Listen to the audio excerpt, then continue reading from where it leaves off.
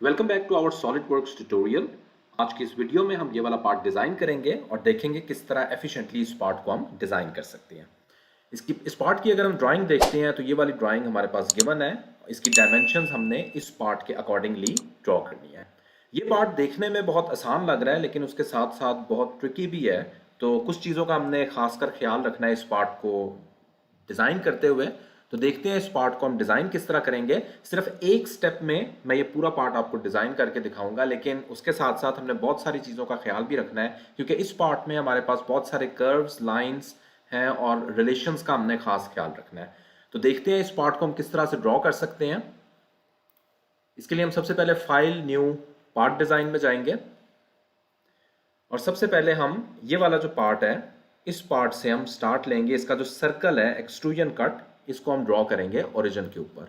तो इसके लिए सबसे बेस्ट ये है कि हम फ्रंट प्लेन सिलेक्ट करते हैं और फ्रंट प्लेन में हम ड्रॉ करना स्टार्ट करते हैं। ये मैंने सर्कल इसका ड्रॉ कर लिया है। उसके बाद हम इसके आउटर एजेस ड्रॉ करते हैं। डायमेंशंस हम अभी बाद में देंगे। अच्छा, एक चीज़ का जो ख्याल रखना है, यहाँ पे हमने जो रिलेशंस देने हैं वो ऑटोमेटिक रिलेशंस, कोई गलत रिलेशंस ना हो जाए, तो उस चीज़ को हमने देखना है। जिस तरह हमारे पास ये कोइंसाइड का रिलेशन यहाँ पे है, अब जब मैं लाइन ड्रॉ कर रहा हूँ तो मेरे पास ये हॉरिजॉन्टल रिलेशन यहाँ पे क्रिएट कर देगा जो मैंने अवॉइड करना है। तो मैंने कोई रैंडम एरिया में एक लाइन ड्रॉ करूँगा। उसके बाद मैंने एक कर्व ड्रॉ करना है। कर्व के लिए मैं वापस अपना कर्सर यहाँ पे लेके जाऊँगा तो मेरे पास एक कर्व ड्रॉ हो जाएगा। अब यहाँ पे अगर मैं कर देता हूँ तो मेरे पास ऑटोमेटिक रिलेशन वर्टिकल का हो जाएगा ओरिजिन के साथ। ये फिलहाल मैं अवॉइड करना चाह रहा हूँ तो मैं इसको रैंडम एरिया पे क्लिक कर दूंगा। उसके बाद मुझे एक हॉरिजॉन्टल लाइन चाहिए। अगेन मुझे कर्व चाहिए। ये मेरे पास कर्व आ गया। उसके बाद दोबारा से मुझे कर्व चाहिए और फाइनली एक लाइन चाहिए और उसके बाद इस लाइन को मैंने क्लोज कर देना है। ओके, ये मेरे पास एरिया जो है ये क्लोज हो गया। अब मैंने कुछ इसमें रिलेशंस डिफाइन करूंगा जो मेरे ऑब्जेक्ट डायमेंशन से पहले मैं हमेशा प्रेफर करता हूं कि रिलेशंस जो है वो डिफाइन कर लिए जाए। ओके, तो ये वाला सबसे पहले रिलेशन मैं डिफाइन करूंगा। This should B perpendicular. Okay, इसको हम साथ साथ जो है अपने ओरिजिनल शेप में भी लेके आते जाते हैं। ओके, उसके बाद ये वाला जो पॉइंट है इसको ओरिजिन के साथ कोइंसाइड करवाना है।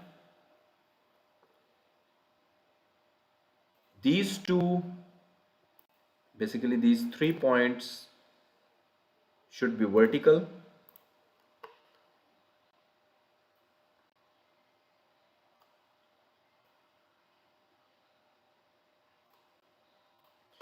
ओके, उसके बाद मैं अपनी इस पॉइंट को भी मैंने इसके साथ हॉरिजॉन्टल रखना है। ओके, एक सेंटर लाइन ड्रॉ कर लेता हूं क्योंकि इसी सेंटर लाइन के ऊपर मैंने एक स्लॉट भी क्रिएट करनी है।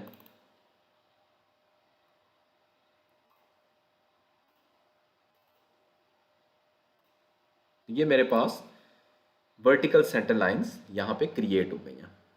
ओके, अब मैं अपनी डायमेंशंस देख सकता हूँ। तो डायमेंशंस अब मैं देने के लिए सबसे पहले इस लाइन की डायमेंशन देते हैं, बल्कि सर्कल की डायमेंशन से हम स्टार्ट करते हैं। सो दिस शुड बी, अगर हम ड्राइंग में देखते हैं, दैट इज 12.5 मिलीमीटर। मेरे पास 125 हो गया। This should B 12.5।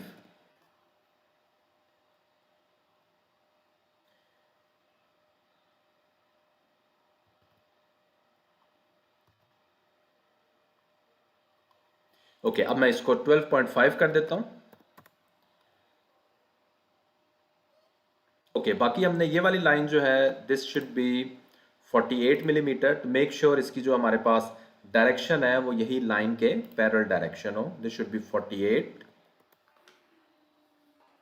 उसके बाद हमने इस सेंटर से इस लाइन तक का डिस्टेंस जो है that should be 45। Centre points का डिस्टेंस जहाँ पे हमने स्लॉट लेके आनी है दैट शुड बी 40 मिलीमीटर। जैसे जैसे हम डायमेंशंस दे रहे हैं हमारी जो है वो क्रिएट होती जा रही है। हम इसको थोड़ा सा शेप हमारी डिफाइन गलत हो रही है तो मैं उसको पहले से ही ठीक कर देता हूँ। इस लाइन को हम थोड़ा सा कम कर देते हैं। अब मैं अपना रिक्वायर्ड डिस्टेंस दे सकता हूँ। Okay, this should B 40 millimetre. उसके बाद मैंने अपना कर्व देना है।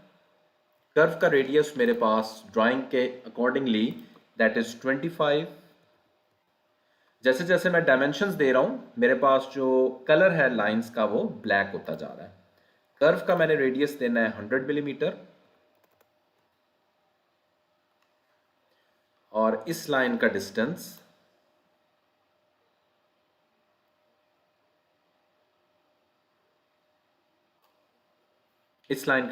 मेरे पास 45 मिलीमीटर है।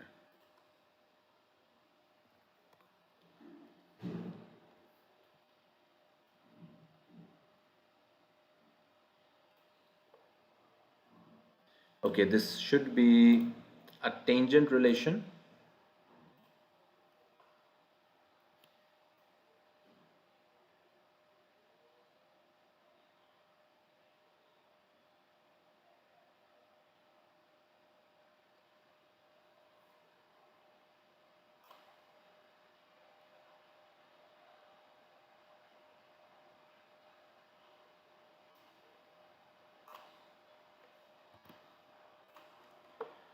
ओके, उसके बाद मैं यहाँ पे एक सेंटर लाइन ड्रॉ करता हूँ क्योंकि इस सेंटर लाइन के साथ मैंने इसको एक एंगल देना है अपने पार्ट को। तो इसकी डायमेंशन मैं दूंगा दिस सेंटर लाइन और इसके दरमियान जो एंगल है that should be 15 degree. Okay, and this distance should be, ये वाला हम रिलेशन जो है टेंजेंट इसको डिलीट कर देते हैं, and this distance should be 25 millimetre. इसका सेंटर लाइन के साथ जो डिस्टेंस है दैट इज 25 मिलीमीटर।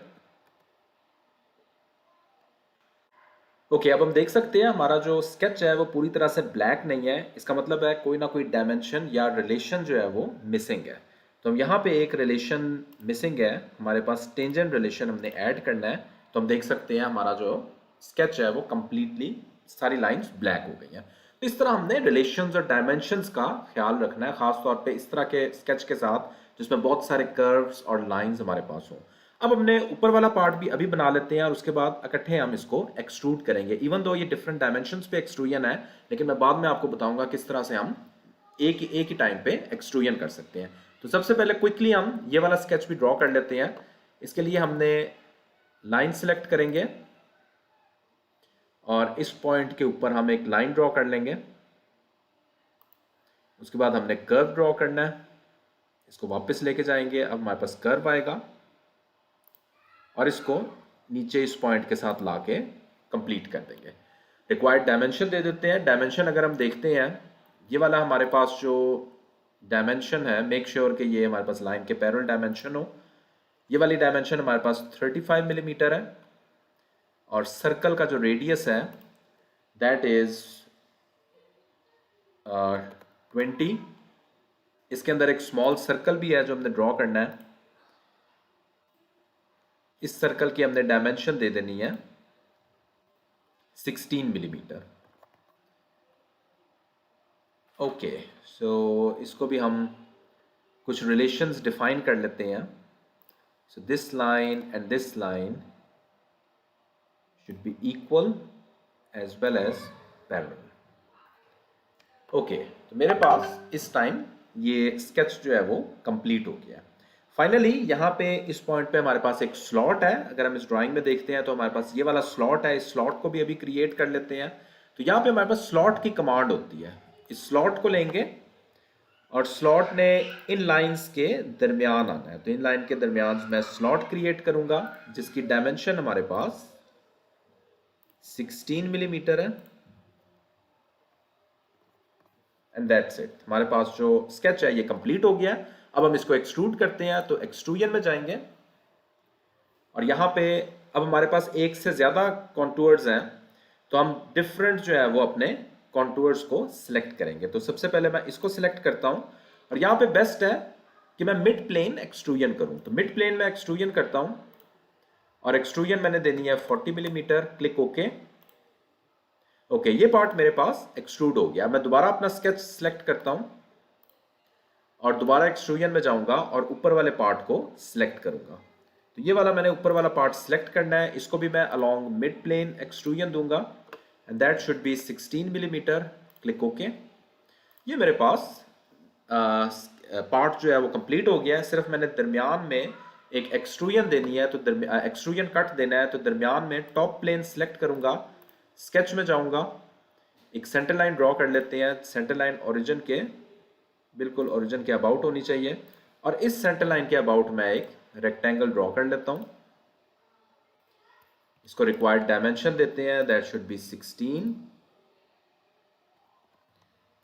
और एक रिलेशन इसका डिफाइन कर देते हैं कि सेंटर लाइन के अबाउट ये दोनों लाइंस जो है ये सिमेट्री रहे। तो ये मेरे पास जो है वो रेक्टेंगल कंप्लीट हो गया। अब मैं इसको एक्सट्रूजन कट दे देता हूं। तो ये वाला जो है वो एक्सट्रूजन अब along the mid plane both directions through all both select करेंगे और ये मेरे पास यहाँ पे एक कट जो है वो हो गया। तो ये मेरा पार्ट कंप्लीट हो गया। इसको रिक्वायर्ड अपीयरेंस दे देते हैं स्टील की। तो इस तरह हम इस पार्ट को कंप्लीट कर सकते हैं। तो आपने देखा है किस तरह से हमने डायमेंशंस और स्केच रिलेशंस को रखते हुए, ख्याल रखते हुए हमने इस पार्ट को कंप्लीट किया है। तो आई होप इस वीडियो में देखा होगा किस तरह हम इस तरह का पार्ट एफिशिएंटली ड्रॉ कर सकते हैं। अगर ये वीडियो पसंद आती है तो please do subscribe the channel. Thanks for watching this video.